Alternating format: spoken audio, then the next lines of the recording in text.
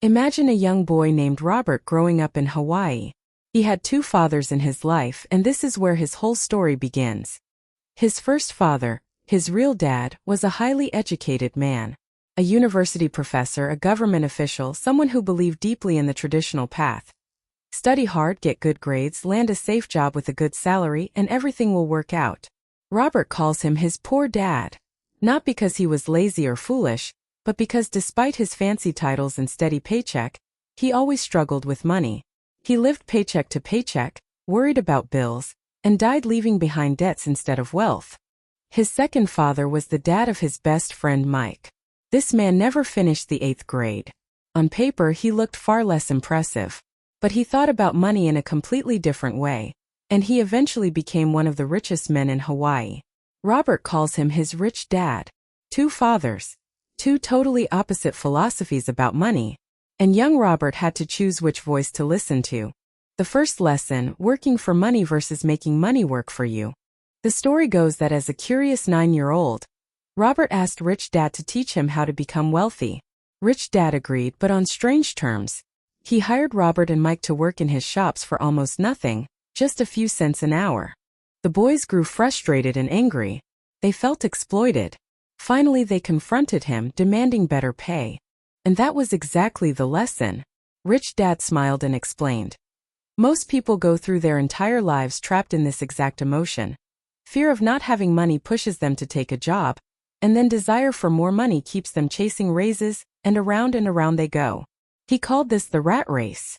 The poor and middle class work for money. The rich, he said, make money work for them. The boys' anger was the real teacher. Rich Dad wanted them to feel it, recognize it, and decide to escape it rather than live inside it forever. The big idea. Assets versus liabilities. If there's one lesson that is the beating heart of the whole book, it's this simple idea that Rich Dad drilled into Robert. Rich people buy assets. Poor and middle class people buy liabilities that they think are assets. An asset puts money into your pocket, things like rental properties, stocks, businesses that run without you, royalties from creative work. A liability takes money out of your pocket, car payments, credit card debt, and controversially, even your own home with its mortgage and endless expenses. Rich Dad's point was that most people spend their whole lives buying liabilities while believing they're getting ahead. They get a raise, so they buy a bigger house and a nicer car, and now they owe even more. The paycheck grows, but so do the expenses, and they never actually get free. The rich, instead, quietly build a column of assets that generates income while they sleep. Why the school system fails us. Poor Dad believed education was everything, and Robert agrees that reading, writing, and math matter. But he noticed something painful.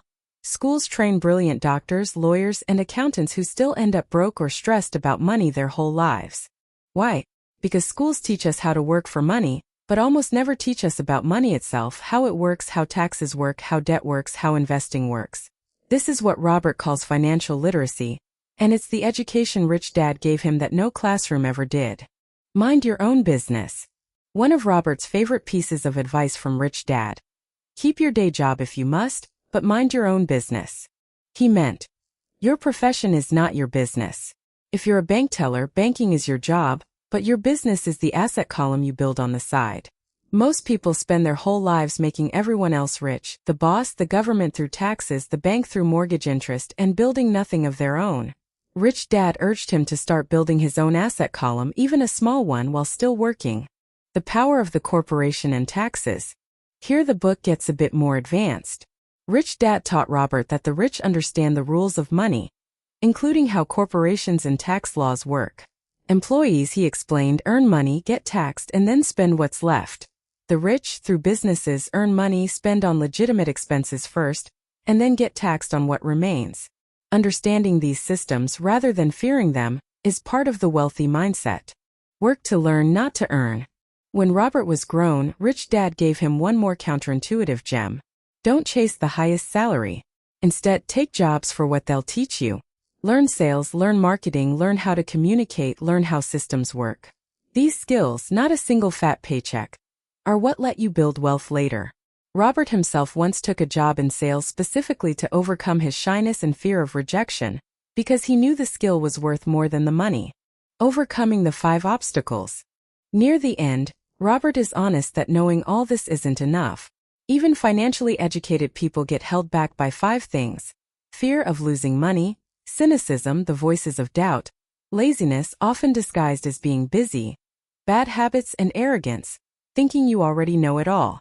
The story he tells is ultimately about pushing through these, starting small, failing, learning, and continuing. The heart of it all.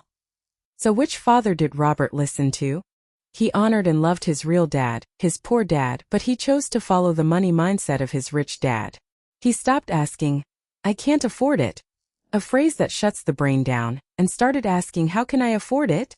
a phrase that opens the mind to solutions. The whole book, told as a story, is really about a boy realizing that the rules he was handed, go to school, get a job, work till you're old, hope for the best, were not the only rules. That there's another way of thinking where you buy assets instead of liabilities, where you make money work for you, where you keep learning about money your whole life, and where you finally step out of the rat race into freedom. That's Rich Dad, Poor Dad, not really a book about getting rich quick, but about changing the way you think about money before anything else can change. If you enjoyed this summary, don't forget to like, subscribe, and hit the notification bell for more book summaries, self-improvement content, productivity tips, and personal development lessons.